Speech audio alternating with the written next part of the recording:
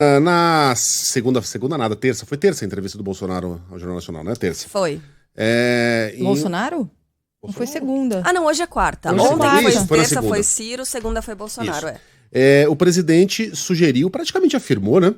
Que haveria ali um acerto, um entendimento entre ele e Alexandre de Moraes. Aquilo levantou a sobrancelha de muita gente. Aí no dia seguinte veio a operação de busca e apreensão contra empresários que defendem o presidente. Aí a gente não tem como não perguntar: existe ou não essa tentativa de entendimento entre Bolsonaro e Alexandre? Mônica, bom dia para você.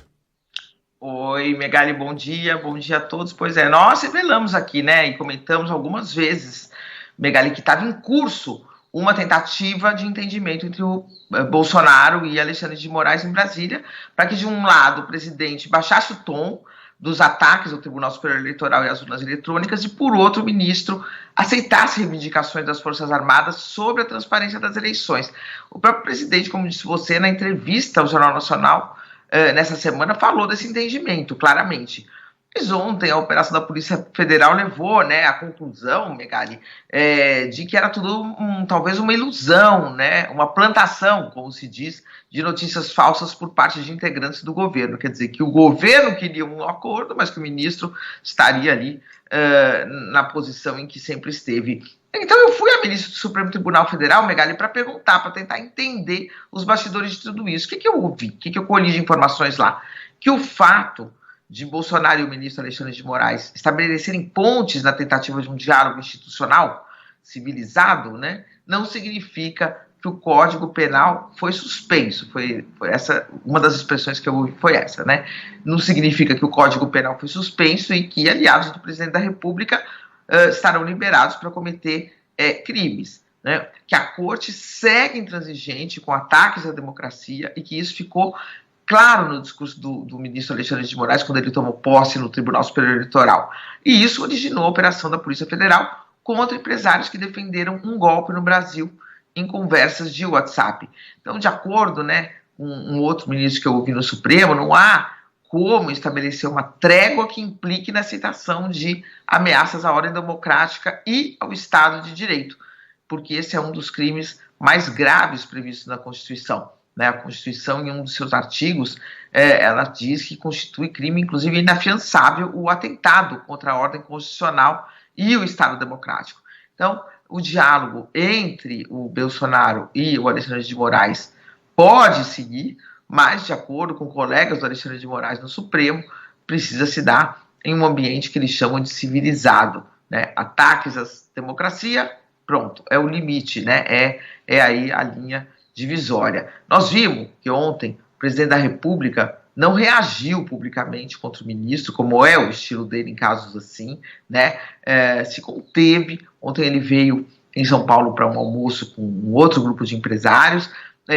Quando falou publicamente, ele não falou nada sobre a operação, sequer tocou no assunto, mas em ambiente reservado, em conversa mais reservada, ele questionou, né? Perguntou: vocês acham que é proporcional, né, empresários estarem conversando num grupo de WhatsApp e uma operação quebrar o sigilo bancário, bloquear contas deles na internet? Vocês acham que isso é proporcional? Foi o máximo que ele falou, né? E, de acordo com empresários que estavam lá com quem eu conversei, acharam também que o presidente estava se segurando, né? E ontem o ministro Alexandre de Moraes recebeu os militares e agora há uma enorme expectativa sobre a resposta que ele vai dar às demandas dos militares em relação à transparência das eleições.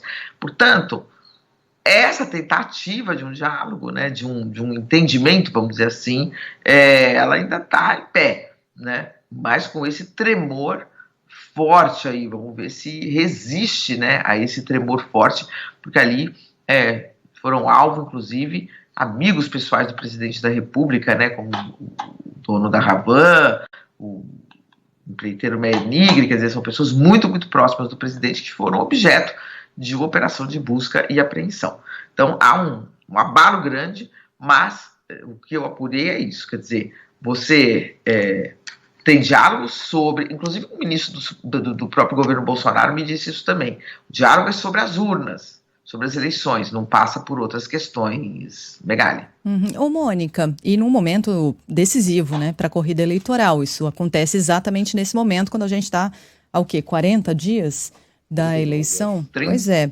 Agora, o quanto disso deve ser explorado pelas campanhas, pelo que você apurou, hein, Mônica? E assim, o quanto essa operação e os exageros, eventuais exageros apontados pelos próprios empresários, no final das contas, alimentam os eleitores mais fervorosos de Bolsonaro contra instituições como o Supremo?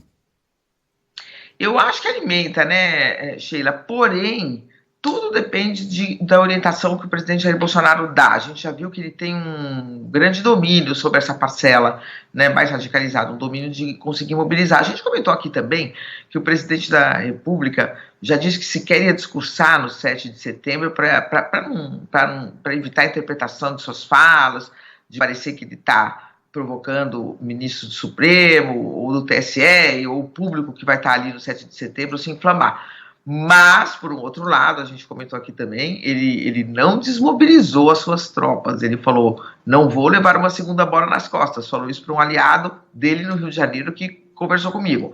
Vamos manter o 7 de setembro grande, o maior possível que a gente conseguir, né, uma mobilização grande. Ou seja, nessas palavras, não vou levar de novo bola pelas costas, significa que ele mantém aí a sua tropa de plantão para qualquer eventualidade, né, Sheila? Eu acho que é uma tentativa de entendimento e todo mundo segue com uma tensão no ar, né? Assim, vamos ver se está certo. A expectativa, de fato, é que o ministro atenda algumas reivindicações, algumas propostas de militares do governo, e, por outro lado, o presidente, de uma vez por todas, diga claramente que aceita o resultado das eleições, ganhando ou perdendo. O Jornal Nacional resvalou sobre isso, não chegou a dizer isso com força, né? Que é o que ele teria que fazer se esse entendimento realmente vingar. Ele não disse, né? Ele não disse. Não. Ele condicionou mais uma vez a eleições limpas. Bom, as nossas eleições são limpas. Não há nenhuma evidência do contrário, mas ele se recusa a entender que as eleições brasileiras são limpas, justas e corretas e auditáveis. Então a gente continua pendurado nessa dúvida aí. Agora, Mônica, eu não descartaria também nessa decisão do Alexandre, não foi a principal motivação, tá? Não foi a motivação número 1, mas eu não descarto a motivação educativa também.